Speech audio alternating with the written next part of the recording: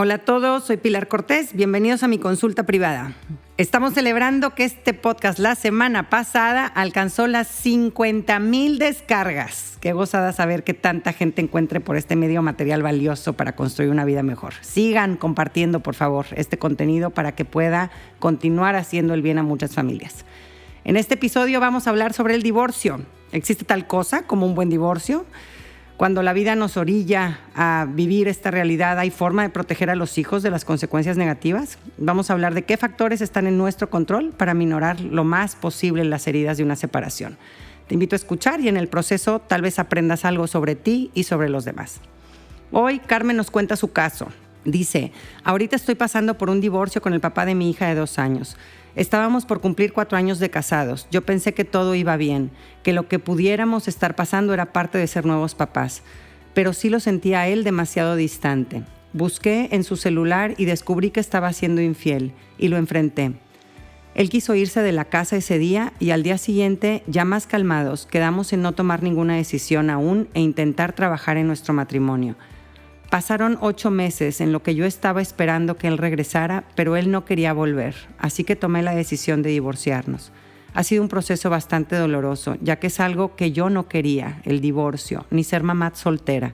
A mí sí me gustaría estar con él. Yo quería que mi hija creciera en una familia tradicional. Me da miedo pensar en los rechazos que ella pudiera tener por tener papás divorciados. A pesar de todo, queremos lo mejor para nuestra hija. Quiero llegar a ese nivel de madurez en donde pueda compartir una crianza con él, poder verlo sin sentir rencor y que me alegre su bienestar y poder funcionar en esta nueva dinámica familiar. ¿Qué me aconsejas para atravesar esta situación de la mejor manera?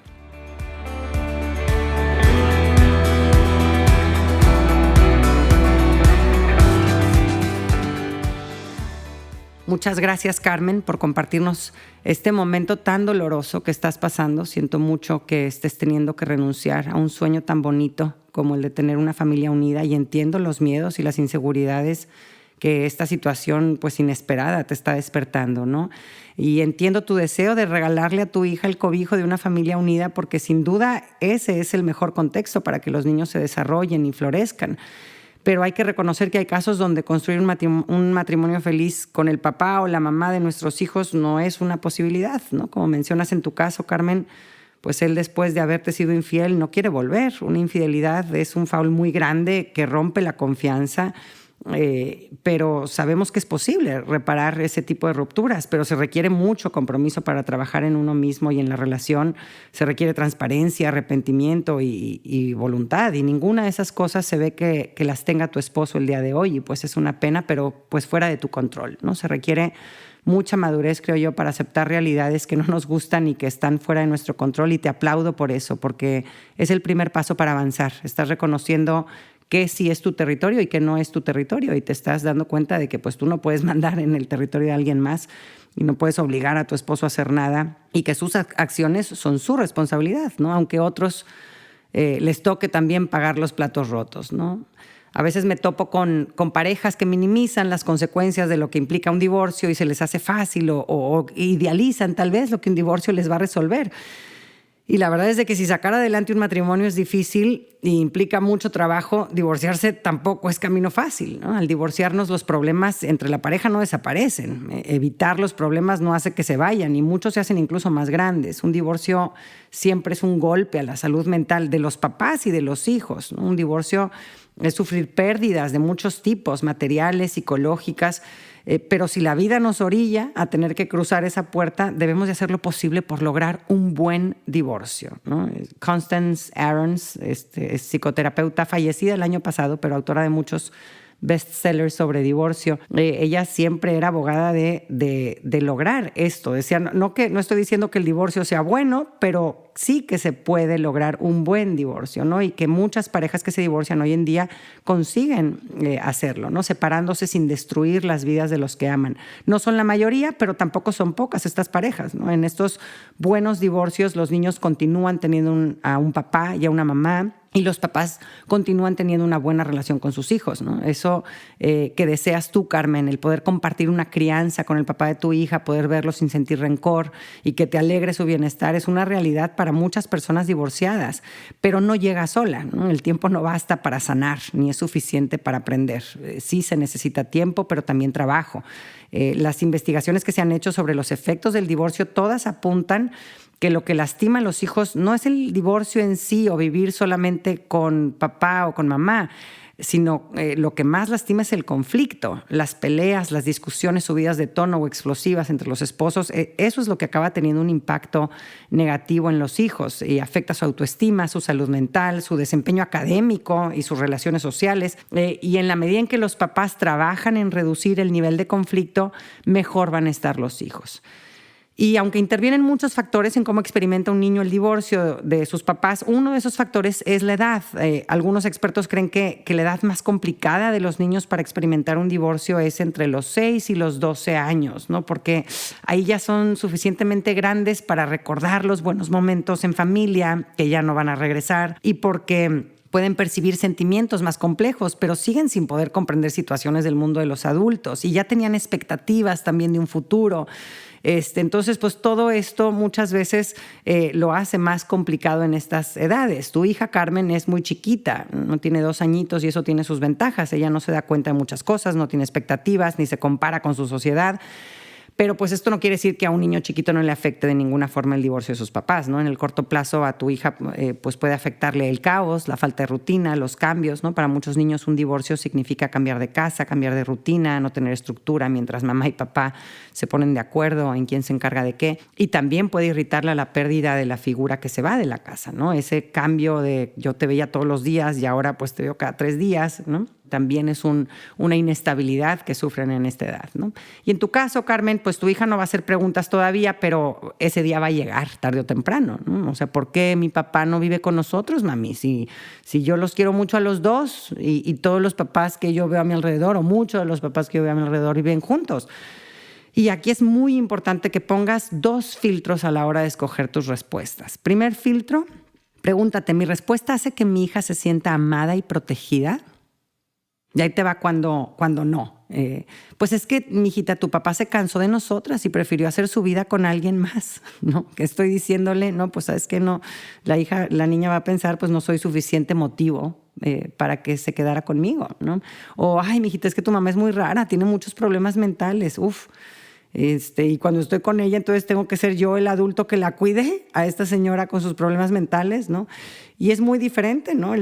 Una respuesta que hace que mi hija se sienta amada y protegida, como por ejemplo, tu papá y yo nos separamos porque peleábamos mucho, no estábamos sabiendo manejar nuestras diferencias sin lastimarnos y con nuestro conflicto te estábamos lastimando a ti. Tú eres lo más importante para nosotros y queremos que crezcas en un ambiente de paz y de mucho amor. Y separados lo estamos logrando hacer mejor. Y un segundo filtro es preguntarse, ¿mi respuesta hace que mi hija crea en el amor y en el matrimonio como una realidad hermosa y posible para ella? A veces sin darnos cuenta matamos esta esperanza o esta posibilidad y transmitimos una visión pesimista de la humanidad y del matrimonio y del amor, ¿no? Ay, mi hijita, pues es que ya verás lo complicado que es esto de las relaciones, ¿no? Muchas parejas que tú ves juntas es porque se aguantan, ¿no? Se conforman con ser infelices y pues yo la verdad no me quise conformar, ¿no? O decir, es que, mijita, tratamos todo y simplemente el amor se acabó. Híjole, esa explicación es peligrosísima, ¿no? ¿Cómo? O sea, así de la nada. El divorcio es como una enfermedad terminal incurable que te toca y no tienes control sobre ella. Por eso es muy importante que si pasas por un divorcio, comprendas, digieras y sanes tu historia y así puedas hablar con tu hija sobre tu divorcio con paz y con claridad. Tu hija va a ir acomodando su historia poco a poco a lo largo de los años. No se la vas a contar un día de sopetón. Es un tema que debe estar constantemente abierto para hablar de él y cada vez va a ir adquiriendo más profundidad y más complejidad para que la historia le vaya haciendo más y más sentido. Recuerda que una de las características de los eventos traumáticos es que no nos hacen sentido, no los comprendemos, no sabemos cómo acomodarlos y por eso nos inquieta, nos meten ruido. Así que trabaja para tú entender lo más posible, para que puedas explicar mejor a tu hija, para ayudarla a que le haga sentido. No que esté de acuerdo, no que ella lo hubiera hecho igual, sino que pueda entender que ustedes, siendo ustedes en ese momento de su vida, hayan tenido esa experiencia. Yo con varios señores y señoras divorciadas en consulta he visto cómo les ha ayudado a leer libros sobre en qué consiste un matrimonio feliz y cómo se construye un matrimonio sano. No porque estén en ese momento en una relación ya, ¿no? O porque ya estén pensando en empezar una nueva relación, sino nada más para entender su propia historia. Entender por qué les fue como les fue, por qué ese desenlace. Y les ayuda muchísimo, da tranquilidad entender. Y para entender hay que informarse y analizarse, ¿no? Entonces, poder decir, pues es que entendí, ahora viendo hacia atrás, que pues no sabíamos ser empáticos y que nos juzgábamos mucho. O aprendí este término de negligencia emocional, no supimos acompañarnos en nuestros sentimientos. O pues es que cometíamos el error de hablarnos con insultos o de tratarnos con desprecio, nos burlábamos del otro o no enmendábamos nuestras peleas pasadas ni pedíamos perdón y entonces se iban acumulando y haciendo cada vez más grande y se quedaban las dagas clavadas. O cuando estábamos muy enojados atacábamos en vez de tomarnos un tiempo para recuperar la calma, o evadíamos y le sacábamos la vuelta a tener las conversaciones incómodas o difíciles. Hace unos años conocí en consulta a una señora, hija de un divorcio bien logrado, podríamos decir, ¿no? Su mamá había estado casada anteriormente con un señor que murió de un cáncer fulminante que acabó con él en 4 meses. Y ella se quedó viuda a los 28 años y con un hijito de 2 años. A los pocos meses conoce a otro señor, el papá de la señora que yo tenía en consulta, y al año y medio de enviudar se casan, ¿no? Y pues 6 años después se divorcian, ¿no? Cuando esta niñita tenía 5 o 6 añitos, ¿no? Y esta señora decía, mis papás se divorciaron porque mi mamá no se dio el tiempo para procesar el duelo de haber perdido a su esposo anterior y no estaba psicológicamente bien en ese momento. Y esto se lo explicó su propia mamá, ¿no? Ella le ayudó a acomodar estas piezas, ¿no? Es que yo no pude sacar adelante mi matrimonio en ese momento, no estaba emocionalmente lista, ¿no? Y esta señora ahora lo decía sin buscar culpables o lamentando hechos pasados, simplemente explicando en forma fluida, pero a la vez profunda, coherente y ordenada, una situación que es clave en su historia y que necesita acomodarla. Ella creció con papás divorciados, ¿no? Y necesita entender por qué se dio eso, ¿no? Sin duda fueron experiencias dolorosas, pero en cómo lo manejaron sus papás y cómo con el tiempo ella, con la ayuda de su mamá, pudo ir armando las piezas de la historia de sus papás de una forma que le hacía sentido. Jamás tuvo secuelas psicológicas graves ni una visión pesimista de la humanidad o del amor, ¿no? En ese entonces ya llevaba 10, 11 años felizmente casada, con 4 hijos divinos y todos llevando una dinámica familiar muy sana, ¿no? Entonces, existen estas historias de éxito en donde pues se cuidan ciertas cosas para atravesar este dolor de la manera más constructiva posible. Pero cuando los papás se dejan consumir por la rabia, por el coraje, muchas veces hacen muchas tonterías, ¿no? Yo he visto a gente muy buena, muy inteligente hacer tremendas estupideces cegados por la ira. Y aquí quisiera citar a esta autora que me gusta mucho, Anne Gold-Busco. Es psicóloga clínica especializada en temas relacionados con divorcio. Y basándome en sus investigaciones, vamos a repasar lo que ella indica que son los típicos errores que cometen los papás al divorciarse y por los que acaban lastimándose ellos y sus hijos.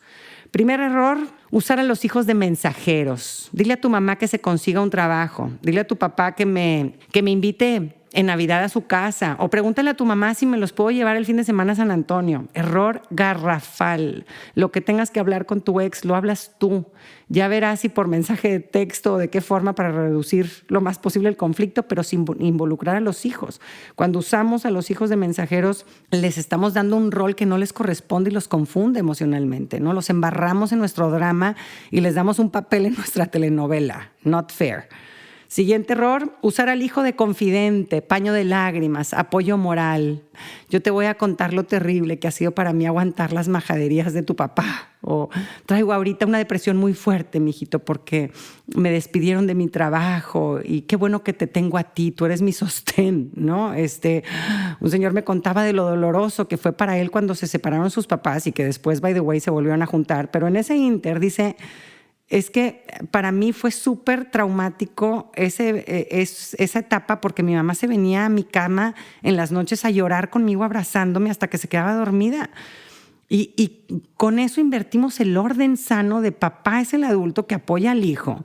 Y ahora el hijo es quien tiene que cuidar y procurar al adulto, ¿no? Cosas como, ahora tú eres el hombre de la casa, les ponen una carga asfixiante encima que no les corresponde. Y en una etapa donde ellos todavía necesitan de la protección y del sostén de un papá y de una mamá.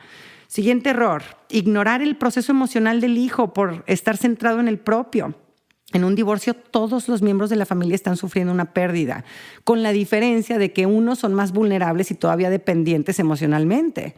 Los adultos tenemos la responsabilidad de cuidarnos a nosotros mismos física y mentalmente para poder estar ahí para nuestros hijos que todavía no saben procurarse solos y que dependen emocionalmente de nosotros. Siguiente error, hacer bandos y reclutar aliados. Para ti puede ser que te divorciaste de tu pareja, pero tu hijo no se divorció de nadie. Si para ti ya hay equipos, para tu hijo no. Él no tiene que escoger, él sigue siendo de los dos, sigue necesitando a los dos, ¿no? Esto de somos team mom, yo necesito que me apoyes, porque tu papá no entiende de esto y ya no le importamos, ¿no? O ¿por qué le hiciste dibujos a mamá y a mí no? Si yo soy el que ha estado ahí para ti siempre, ¿no? Esta parte de creer que existen bandos, los hijos no lo ven así, a menos de que los papás se lo expliquen así. Otro error muy común es hablar mal del ex con los hijos o evitar mencionar al ex por completo, borrarlo del mapa como si no existiera, ¿no? Fuera de los casos en donde el padre o la madre abusa, maltrata o explota de alguna forma al niño y hay que protegerlo, hay que intervenir, entonces sí es importante apuntar y condenar el hecho cruel y ayudar al hijo a cortar con este lazo de dependencia tóxico, ¿no? Pero en la mayoría de los casos que no hay estos extremos, es importante que los niños perciban un respeto y un trato digno entre los papás, porque él los lleva los dos entretejidos en su corazón y el rechazo o las críticas entre ellos las siente como rechazo y críticas hacia sí mismo. Otro error, no asumir responsabilidad en el fracaso matrimonial, hacerse la víctima que hizo todo bien y la culpa la tiene absolutamente el otro, ¿no? Las relaciones son muy complejas y hay muchos factores que intervienen en un rompimiento. Algunos son más escandalosos y otros son más silenciosos, pero todos colaboramos de alguna forma a construir la relación tóxica que construimos. Siguiente error, interrogar a los hijos sobre lo que sucede en la otra casa, usarlos de espías. Otro error, quejarse con los hijos de los incumplimientos del ex. Es que él debería de pagar esta ropa que te estoy pagando yo. O ella debería de traerte al doctor y mira, quién es el que acabó aquí atorado, ¿no? Y otro error, permitir que el hijo se escape de la casa del ex cuando tienen una pelea, ¿no? No enseñarlo a manejar el conflicto en forma constructiva y permitirle evadir con esa escapatoria. La mayoría de los conflictos acaban desapareciendo 2 o 3 años después del divorcio, pero hay casos entre un 8 y un 20% de las parejas que se divorcian que se quedan estancados en conflictos permanentes que duran años o toda la vida. Y esto es lo más destructivo, ¿no? Exponen a sus hijos a comportamientos y actitudes súper hirientes por muchos años. Así que vamos ahora sí a pasar a la práctica. ¿Qué podemos hacer para lograr un buen divorcio? Aunque sea doloroso, que podamos llevarlo a cabo protegiendo lo mejor posible nuestra salud mental y la de nuestros hijos. Y primero voy a empezar con lo menos romántico, pero que es parte de la cruda realidad. Si tu esposo en su infidelidad tuvo relaciones sexuales con alguien más y también contigo, pues sería prudente hacerte análisis médicos para descartar enfermedades de transmisión sexual, ¿no? En medio de todo el dolor emocional que traen estas rupturas, a veces minimizamos los riesgos físicos que arrastran consigo y que también son una realidad. Número 2, enfócate en sanar tú, no en vengarte o en exigir justicia. No tenemos energía para todo, así que escoge bien dónde la pones. Ten el valor y la humildad de mirarte a ti mismo. Cuando nuestra pareja nos falla en grande, como te fallaron a ti, Carmen, siendo infiel, corremos el peligro de que concluyamos que ellos son los que están mal y nosotros no tenemos nada que aprender, ni que sanar, ni en qué trabajar. No desaproveches esta oportunidad para evolucionar. De los dolores más grandes podemos sacar enorme crecimiento. Haz una buena terapia de duelo para repasar tu historia con calma, permitirte desahogar ahí tu enojo y caminar poco a poco hacia el perdón que te libera y te abre a recibir todo lo nuevo y lo bueno que está viniendo en tu vida. Analízate no para buscar culpables, sino para aprovechar esta oportunidad, para ganar sabiduría, para mirar tu historia, para corregir patrones tóxicos que tal vez no tenías identificados, para sanar heridas de tu infancia que se siguen manifestando en tus relaciones del presente. Trabajar en tu estar bien es importantísimo porque el bienestar de tu hija depende principalmente de ti. Piensa que tu trabajo en terapia hoy le va a ahorrar a tu hija muchas horas de terapia en un futuro.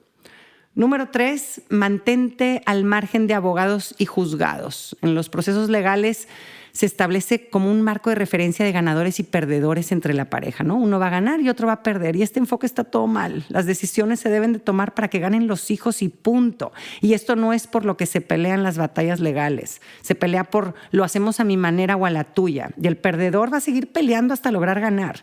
Y esta puerta giratoria de los juicios se va a chupar tu dinero como no tienes una idea. Y no va a bajar los niveles de conflicto, al contrario. Y los más lastimados acaban siendo los hijos. Mejor sigan un proceso con mediación y con colaboración. Comprométete con tu pareja a manejar sus diferencias y llegar a acuerdos como equipo y con buena voluntad, siempre buscando ese bien de los hijos por encima de todo, ¿no? Y puede ser de mucha ayuda apoyarse en un tercero, tal vez, para hacer equipo y llegar a acuerdos sobre temas de su hija. Aunque ya no sean pareja, al tener una hija en común, lo ideal es que aprendan a comunicarse y a hacer equipo como autoridad frente a su hija. Cuando los hijos perciben que no están alineados papá y mamá, les abrimos a los hijos la puerta de la manipulación. Número 4, pon atención a tu relación con tu hija y en su bienestar. Como mencioné antes, muchas parejas que se están separando están inmersas en su dolor y en su pérdida y se miran principalmente a ellos en vez de mirar, escuchar y acompañar a los hijos.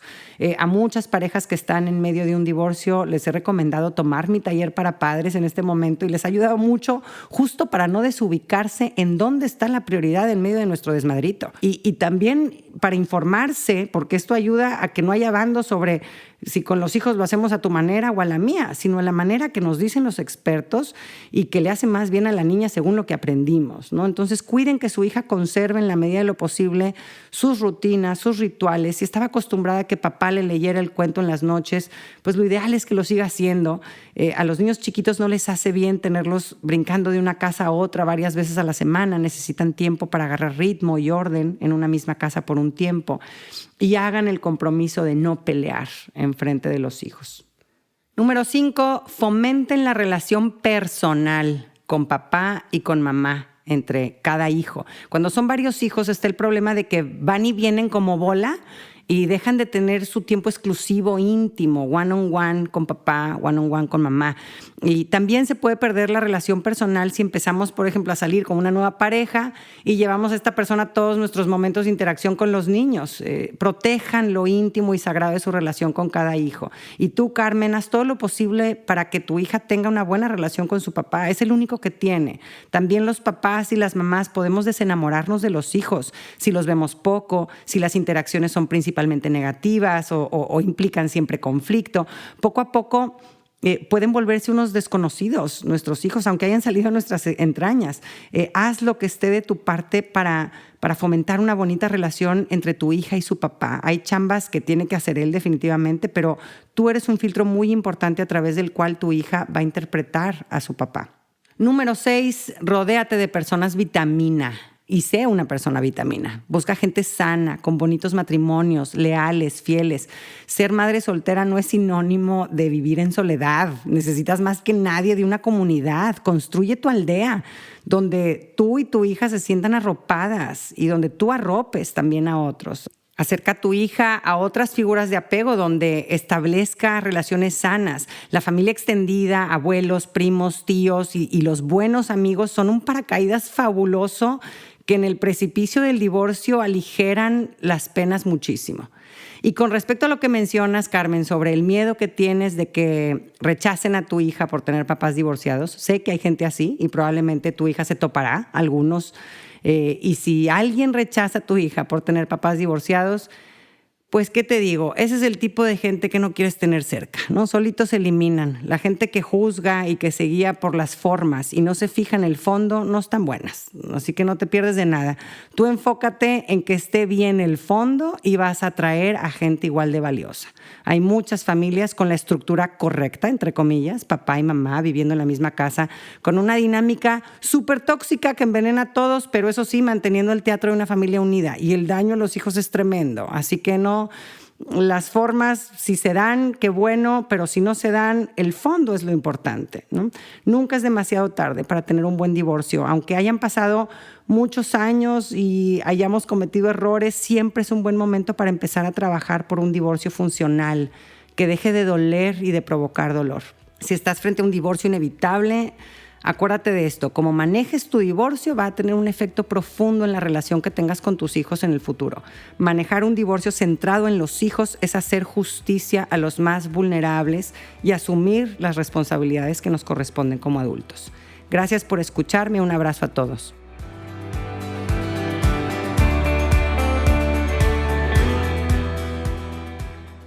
Gracias por acompañarme. Ojalá que hayas recibido a través de este podcast, aunque sea un poquito de luz. Si te gustó lo que escuchaste, suscríbete y aliméntate semanalmente con contenido que te ayudará a construir una vida mejor. Si quieres compartir la luz que te llevaste de este tema, puedes enviarnos tus comentarios por mensaje de voz o por escrito al número +52 8111 930543 o por email en consulta privada @luminapilarcortes.com, Cortés con S. En mi página puedes accesar a talleres en línea y más material educativo. Encuéntrame en www.luminapilarcortes.com.